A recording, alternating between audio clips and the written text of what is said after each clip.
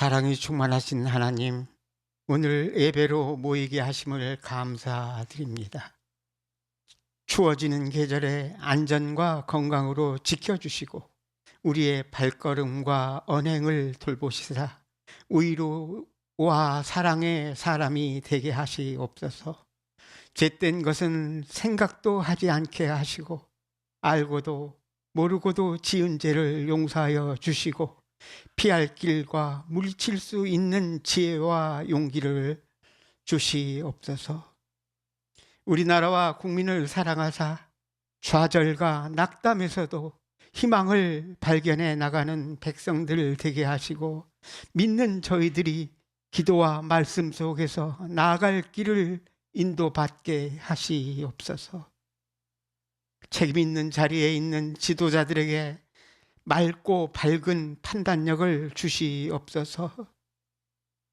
서부교회 성도님들 가정을 지키시사 건강으로 평안으로 지켜주시고 사업장마다 직장의 일터마다 돌보심으로 함께하사 주의 사랑으로 활력을 불어넣는 존재들이 되게 하여 주시옵소서.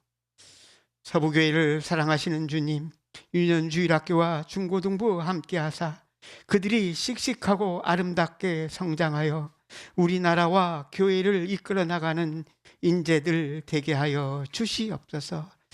자신들이 가진 능력을 최대한 발휘하며 살아가는 삶이 되게 하여 주시옵소서. 오늘도 여러 가지 모양으로 애쓰는 손길들 함께하사 봉사의 시간이 감사와 기쁨의 시간이 되게 하여 주시옵소서. 서울에 계신 원로 목사님 네 분 함께하사 건강으로 지켜주시고 손자녀들이 소식으로 노년의 삶이 감사와 기쁨이 넘쳐나게 하여 주시옵소서. 오늘도 단위에 아끼시는 주의 사자님 함께하사 은혜로움이 가득한 예배의 시종이 되게 하여 주시고 네 분의 부지런한 사랑의 목회 활동으로 복음화가 더욱 확장되게 하시옵소서. 가정의 평안함과 축복으로 더욱 힘차게 목회에 임하게 하시옵소서. 오늘의 예배가 복잡하고 어지러운 현실에서 헤쳐나갈 용기와 지혜를 얻는 믿음의 시간이 될 것을 희망하며 죄악에서 구원하신 예수님 이름으로 기도드립니다. 아멘.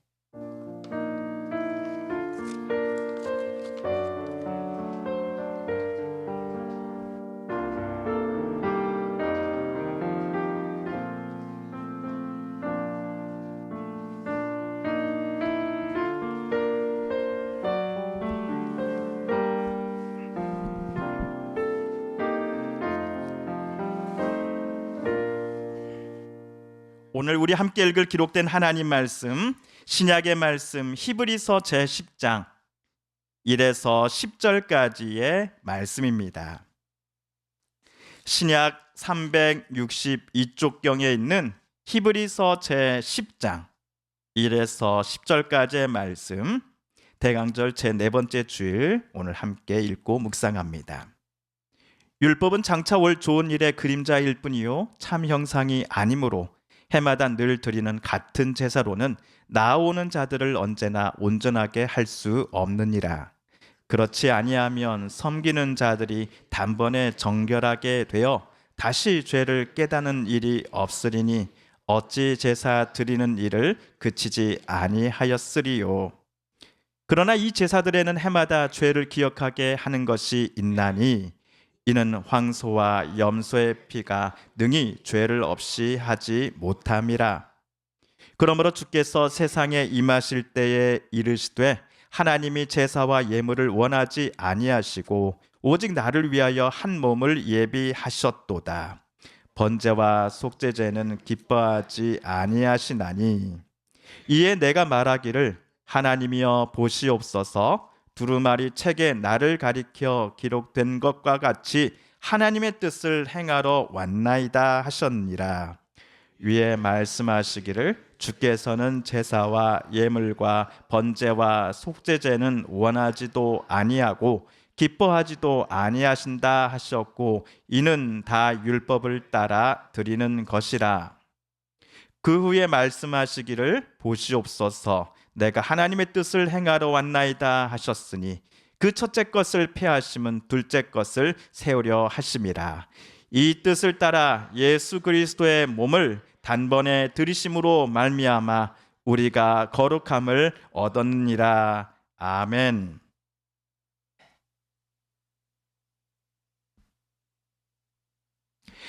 오늘 말씀 묵상에 앞서서 제가 우리 성도님들께 수수께끼 한 문제를 내려고 합니다. 잘 듣고 정답을 한번 맞춰 주십시오. 자, 문제입니다. 낮에는 이것을 볼 수 있지만 밤에는 이것을 찾을 수 없습니다. 빛이 있다면 이것은 항상 우리 곁에 있습니다. 이것은 무엇일까요? 벌써 맞추시면 안 돼요. 네, 다음에 한 문제가 더 남았거든요. 네, 모르신다 하고 아리송하신 분들을 위해서 추가 질문을 드리겠습니다. 이것이 없을 땐 어두운 밤입니다. 이것이 있을 땐 태양 아래이지요. 이것은 우리를 떠날 수 없습니다. 이것은 무엇일까요? 어려운 문제입니다. 정답은요? 그림자. 어떻게 맞추셨어요? 그림자입니다. 네, 이제 어려운 문제인데 너무 천번에 맞추셔가지고, 네, 아마도 우리 성도님들께서 이 전등 앞에서 손으로 나비나 토끼와 같은 여러 동물 모양 손 그림자로 만들어 보신 적 있으실 겁니다.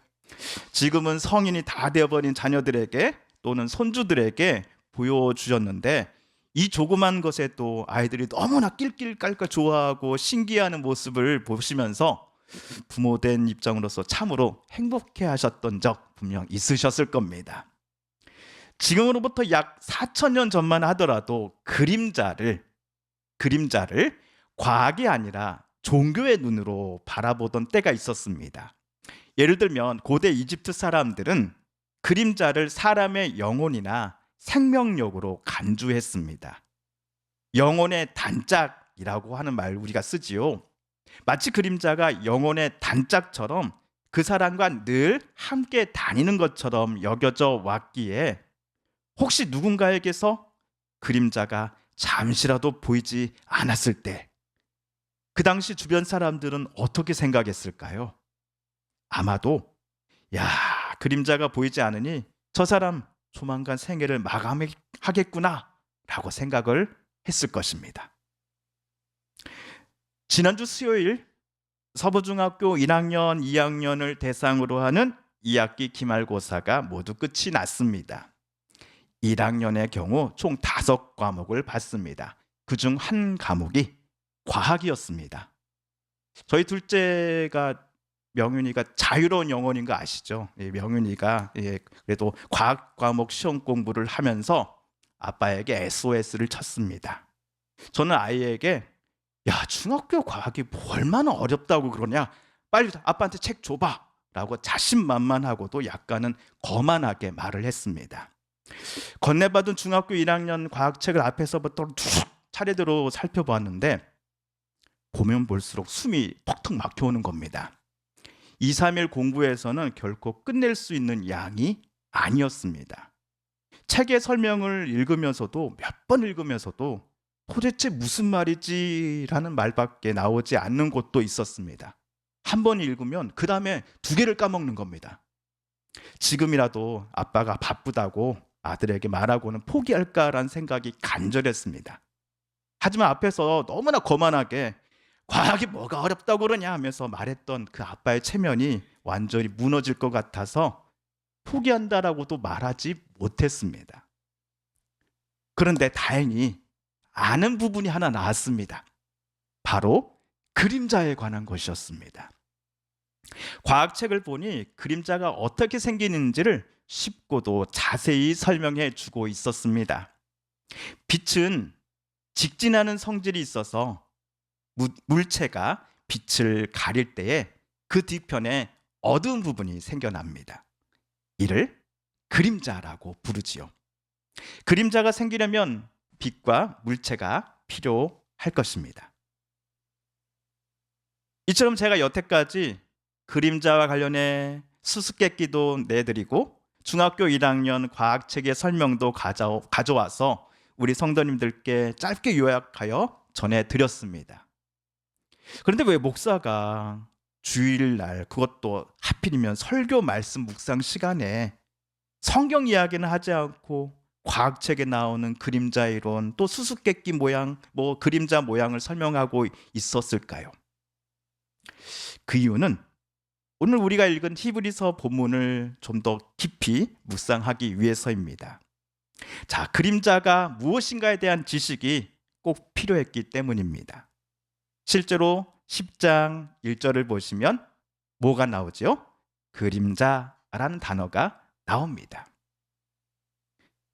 히브리서를 쓴 사람이 누구인가라는 질문의 정답은 모른다입니다. 과거에는 바울이 썼다라고 많이들 얘기했습니다. 아무튼 히브리서를 누가 썼든지 간에 저와 여러분에게 제일 오늘 중요한 단어는 1절에 나오는 그림자입니다. 히브리서가 주후 1세기 후반경, 지금으로부터 약 2000년 전에 쓰여졌음을 감안해 볼 때에 히브리서를 쓴 사람은 상당한 과학적 지식을 갖고 있었음에 틀림없습니다. 그림자가 생기기 위해서는 물체와 그리고 그 물체를 비추는 빛이 있어야 된다라고 앞에서 말씀드렸지요. 그림자가 생기는 원리에 관한 과학적 설명을 가지고서 오늘 히브리서를 다시 보니 그림자를 히브리서를 쓴 사람은 종교의 눈이 아니라 과학의 눈으로 바라봤던 것입니다. 우리 1절을 세번역 성경으로 다시 한번 읽어볼까요? 시작. 율법은 장차 올 좋은 것들의 그림자일 뿐이요 실체가 아니므로 해마다 반복해서 드리는 똑같은 희생 제사로서는 하나님께로 나오는 사람들을 완전하게 할 수 없습니다. 아멘. 1절에서 율법이 그림자입니다. 히브리서를 쓰니가 그림자로 빗대어 표현한 율법이란 여기서는 제사와 예물, 번제와 속죄제와 같은 제사 의식을 가리킵니다. 해마다 드리는 제사는 제사를 드리는 이들에게 죄를 회상시키는 효력을 갖고 있습니다. 집에서 가져온 제물들이 제단 앞에 올려지기 위해 앞서서 제사장이 행하는 모든 과정들을 예배자는 지켜봐야 합니다. 어제만 하더라도 집에서 애지중지해왔던 귀한 가축이었던 것들이 제사장이 가진 칼에 의해서 숨이 끊어지는 것을 예배자는 봐야 합니다. 그것의 가죽이 벗겨지고 피를 모두 쏟아내고 제단에 올리기에 합당하지 않은 가축의 부위들을 제사장과 레위인들이 별도로 따로 떼어내어 처리하는 일련의 과정들을 이 가축의 주인들은 지켜봐야 합니다. 이 피비린내 나는 그리고 끔찍한 모든 과정들을 하나도 빠짐없이 제사장 곁에서 지켜보면서 예배자는 어떤 생각을 하였을까요? 하나님 앞에서 죽어야 할 것은 내가 가져온 황소나 내 양이 아니라 실은 내가 아니었던가? 그러나 내 아끼는 양이 내가 자식만큼 소중히 여겼던 내 염소가 죄 많은 나를 대신해 이토록 잔인하게 죽었구나. 이 모습을 보면서도 내가 또 똑같은 죄를 저질러서야 되겠는가라고 하는 자책감과 깊은 반성의 마음을 제사를 드리러 나온 사람들은 하지 않았을까요?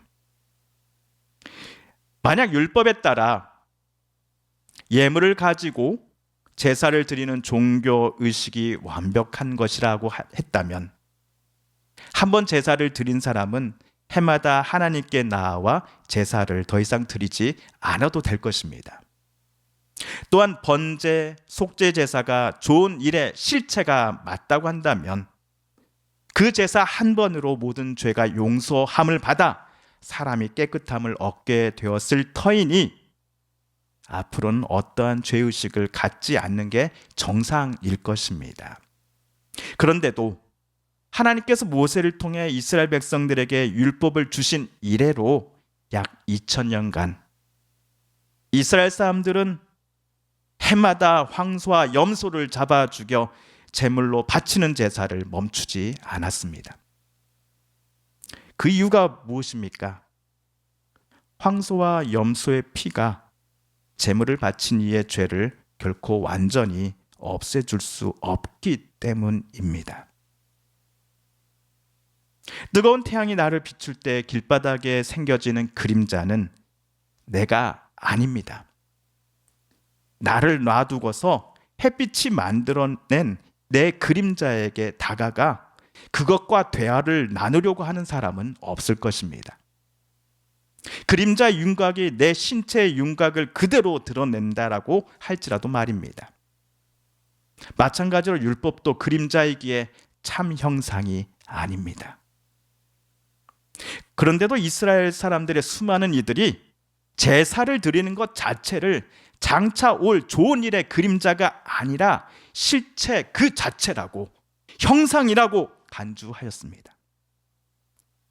세상을 살면서 어떤 죄악을 저질렀어도, 악함을 행하였어도 성전의 제물을 가지고 나와 피비린 나는 예식을 치름으로써 자신의 모든 죄가 하나님 앞에 용서함을 받는다라고 생각한 이들이 유대인들 중에 많았던 것입니다. 이는 하나님의 뜻을 오해함이요, 제사를 명하신 하나님의 목적을 자기들 멋대로 해석한 것에서 비롯되었습니다. 하나님이 정말로 자기 백성 삼으신 이스라엘에게 요구하시는 것은 제사 그 자체가 아니었기 때문입니다. 한편 율법이 그림자와 같은 것이라면 율법의 참 형체는 무엇일까요? 1절에 나오는 것처럼 장차 좋은 일입니다. 히브리서 저자는 10절에서는 장차 좋은 일을 행하실 리가 도대체 누구인지에 대해 적어 놓았습니다. 그리고 장차 좋은 일이 무엇인지에 대해서는 같은 장 14절에 설명을 해 놓았습니다. 우리 10절과 14절을 세번역 성경으로 다시 한번 읽어볼까요? 시작. 이 뜻을 따라 예수 그리스도께서 자기 몸을 단번에 드심으로써 우리는 거룩하게 되었습니다. 그는 거룩하게 되는 사람들을 단 한 번의 희생 제사로 영원히 완전하게 하셨습니다. 10절을 두고서 많은 분들이 예수께서 십자가에 달리셔서 피와 물을 모두 흘리고 죽으신 사건을 떠올릴 것입니다. 물론 틀린 생각은 아닙니다. 하지만 우리가 하나님 앞에서 감히 거룩한 사람으로 인정받게 된 이유는 성자 예수님께서 이 땅에 맨 처음 내려오신 사건으로부터 시작하여 다시 하늘로 올라가실 때까지 그분의 모든 삶이 하나님 아버지의 뜻에 온전히 순종하시는 삶이었기 때문일 것입니다. 시인 윤동주가 쓴 시 중에 자화상이라는 시가 있습니다. 사모퉁이를 돌아 논가 외딴 우물을 홀로 찾아가선 가만히 들여다봅니다. 우물 속에는 달이 밝고 구름이 흐르고 하늘이 펼치고 파란 바람이 불고 가을이 있습니다. 그리고 한 사나이가 있습니다. 어쩐지 그 사나이가 미워져 돌아갑니다. 돌아가다 생각하니 그 사나이가 가엾어집니다. 도로가 들여다보니 사나이는 그대로 있습니다. 다시 그 사나이가 미워져 돌아갑니다. 돌아가다 생각해보니 그 사나이가 그리워집니다. 우물 속에는 달이 밝고 구름이 흐르고 하늘이 펼치고 파란 바람이 불고 가을이 있고 추억처럼 사나이가 있습니다. 시인이 우물을 찾아가 보았던 사나이란 다름 아닌 윤동주 본인일 것입니다. 그런데 왜 남몰래 그 우물을 찾아가 그 속에 비친 자신을 보았을까요? 만약 그가 당당했다면, 그는 남들에게 보란 듯이 아무 데서나 자신이 어떤 사람이었는지를 자랑스럽게 자랑하였을 것입니다. 하지만 시인은 자기가 보기에도 본인이 너무나 부끄럽고 창피하며 때로는 너무나 미운 사람이었기에 사람들의 인기척이 전혀 없는 산골짜기 우물을 찾아가 자신을 쳐다봤던 것입니다. 일제강점기 한복판에 태어나고 자랐던 윤동주가 자신이 지금까지 걸어왔던 삶이 결코 남들에게 떳떳하게 보여줄 만큼의 삶이 아니었다라고 판단했기 때문일 것입니다. 그래서 시인은 우물에 비친 자신을 뒤로하고 되돌아갑니다. 그러나 그 우물 속의 사나이가 가엽다고 느껴져서는 우물로 다시 뛰어갑니다. 그리고 우물에 비춰진 시인 윤동주 자신의 모습을 또다시 바라봅니다. 이를 오늘 시에서만 적어도 3번을 반복합니다. 아마도 윤동주는 우물을 찾아가 거기에 비친 자기 모습 보기를 평생 이렇게 했을 것 같습니다. 그런데 오늘 그가 제일 마지막에 본 것은 추억처럼 한 장면처럼 보이는 사나이입니다. 이는 더 이상 나는 지난 과거에 머물지 않겠다라고 하는 의지의 표현이라고 전문가들은 해석을 하더군요. 추억 속의 사나이는 누군가에 대한 미안함, 죄송스러운 마음, 죄책감, 절망감으로 가득한 과거의 나였다고 한다면 시인은 그림자와 같은 옛 과거를 뒤로하고 이제는 새로운 오늘을, 새로운 나를 살아가려고 다짐하는 것 같습니다. 윤동주 시인이 자화상이라는 시에서 고백한 솔직한 심정을 어쩌면 저와 여러분도 지금 갖고 계실지도 모르겠습니다. 하나님의 자녀라고 하면서 예수를 그리스도로 믿는다라고 하면서 다시 오실 예수님을 소망 중에 기다린다라고 말하면서 성령의 뜻대로 살겠다라고 하면서 우리는 수없이 다짐해 왔습니다. 하지만 2024년 지난 우리들의 삶은 이러한 우리의 다짐을 스스로 무너뜨릴 때가 분명 있었습니다. 나의 이런 모습들이 예배를 참석하고 드리기만 하면 모두 다 감춰줄 수 있는 것처럼 생각할 때도 있었습니다. 안타깝기도 하고 고생했다는 생각에 스스로를 위로도 해보지만 나의 모습은 이렇게 못나고 연약해 보일 뿐입니다. 밉습니다. 이렇게 살아놓고서도 감히 우리가 하나님 앞에 감히 설 수 있겠습니까? 하나님을 얼굴과 얼굴로 그 마지막 날 마주 대할 수 있겠습니까? 그러나 이러한 번뇌와 고민을 가진 우리에게 오늘 히브리서 저자는 말합니다. 그림자가 아닌 실체를 바라보라고. 제사와 제의와 같은 율법을 행함으로써가 아니라 하나님의 뜻을 완전히 행하러 이 땅에 오신 분 예수 그리스도의 이름을 의지하여 하나님 앞에 나아가라고 말입니다. 하나님께서 원하시는 것이 제사와 제물이 아니라고 하셨으니 참으로 여호와께서 뜻하신 바대로 사는 것이 무엇인지를 우리에게 완벽하게 보여주신 예수 그리스도를 저와 여러분도 본받아 살라고 말함이 히브리서를 쓴 목적이었다고 저는 생각합니다. 여기서 우리 미가서 6장 7절과 8절을 찾아 함께 읽어볼까요? 시작. 여호와께서 천천의 순양이나 만만의 강물 같은 기름을 기뻐하실까? 내 허물을 위하여 내 맏아들을 내 영혼의 죄로 말미암아 내 몸에 열매를 드릴까?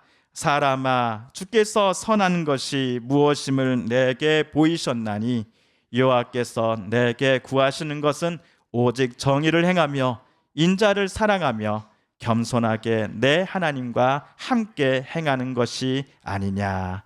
아멘. 성도 여러분, 오늘 히브리서를 쓴 사람은 자신의 편지를 받아볼 성도들에게 거룩함을 얻고자 한다면, 진정으로 하나님의 자녀답게 살고자 한다면 그림자와 같은 율법이 아니라 율법의 찬 근본이신 예수 그리스도를 바라봐야 한다라고 성도들에게 말했습니다. 미가서 7장 8절에 나오는 여호와께서 내게 구하시는 것이라는 표현을 오늘 본문 히브리서 10장 7절에 나오는 나는 하나님의 뜻을 행하러 왔나이다에서 나온 하나님의 뜻으로 바꿔 표현해도 무방할 것입니다. 하나님께서 당신의 외아들 예수 그리스도를 이 땅에 보내심은 우리를 심판하시기 위해서가 아니라 우리를 구원하시기 위함이다라고 예수님은 가르쳐 주셨습니다. 우리를 향한 그 하나님의 구원이라고 하는 그 크신 사랑의 뜻을 위하여 예수께서 이 땅에 오셨다라는 것을 우리는 잊지 말아야 합니다. 그러므로 예수님을 바라볼 때에 우리는 저와 여러분을 향한 하나님의 크신 사랑을 깨달아야 합니다. 다시 오신다고 약속하신 예수님의 재림의 시간이 점점 우리 곁에 가까이 오고 있으니 예수님을 우리가 바라볼 때마다 주님께서 순종하며 행하신 그 하나님의 뜻을 저와 여러분도 행하며 살아가야 할 것입니다. 하나님께서 우리에게 진정으로 원하시는 뜻은 오직 정의를 행하며 인자를 사랑하며 겸손하게 우리 하나님과 함께 행하는 것임을 우리 늘 기억하며 다시 오실 주님을 뵐 그날까지 우리 주님 닮아가며 주님 바라보며 살아가기를 소망합니다. 대강절 제4번째 아침, 이 고백이 우리 모두의 고백이길 소망합니다. 함께 기도하겠습니다. 하나님 아버지, 주님을 바라보게 하여 주소서.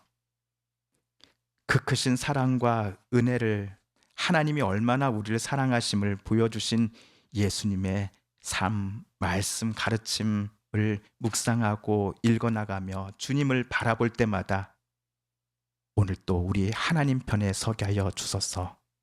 예수 그리스도의 이름을 의지하여 하나님의 그 크신 사랑과 임재 앞에 나아가오니 오늘 또 주님 우리를 붙잡아 주시고 늘 하나님과 겸손하게 동행하며 살아가게 하여 주소서.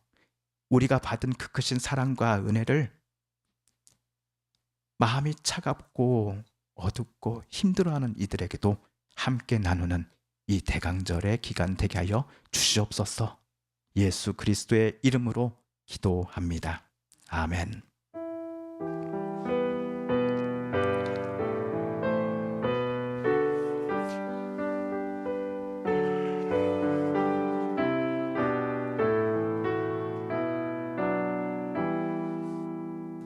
하나님 아버지, 이 시간 주님 앞에 나올 때에 우리의 정성껏 준비한 예물을 올려드린 성도님들 계십니다. 아침 일찍부터 차량 봉사로 또 개수로 꽃꽂이로 또 교회 곳곳을 청소함으로 애쓰시는 수많은 분들의 섬김과 사랑을 또 하나님 앞에 올려드립니다. 하나님, 지난 한 주도 정말 힘들고 어렵고 추운 날들이었지만은 일할 수 있는 터전 주시고 또 일할 수 있는 몸과 시간 허락하여 주셔서 하나님께서 귀한 물질들 우리에게 허락해 주셨습니다. 이 물질들 따로 떼어 하나님 앞에 올려드립니다. 하나님 기뻐 받아주세요. 눈물과 또 땀방울이 맺혀져 있는 헌금 봉투 한자 한자에 또 기도 제목 한자 한자에 하나님을 향한 또 하나님을 의지하며 올려드린 수많은 이들의 그 마음과 헌신을 하나님 기뻐 받아주세요. 하나님, 더 이상 우리 성도님들 눈물 나지 않게 해주세요. 특별히 몸 때문에 마음 때문에 힘들어하는 일 없도록 도와주세요. 하나님, 늘 붙잡아 주세요. 강건케 하여 주세요.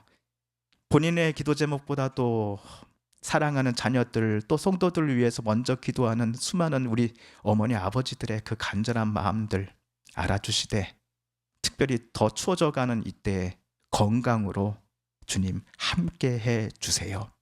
예수 그리스도의 이름으로 기도합니다. 아멘. 이제는 우리 구주 예수 그리스도의 은혜와 하나님 아버지의 그 크신 사랑과 성령 하나님의 교통하심이 사랑하는 우리 서북교회 모든 성도님들과 가족분들 위에 그리고 우리의 이웃들과 이 나라 이 땅 위에 2절부터 영까지 함께하여 주실 것을 간절히 축원드리옵나이다. 아멘.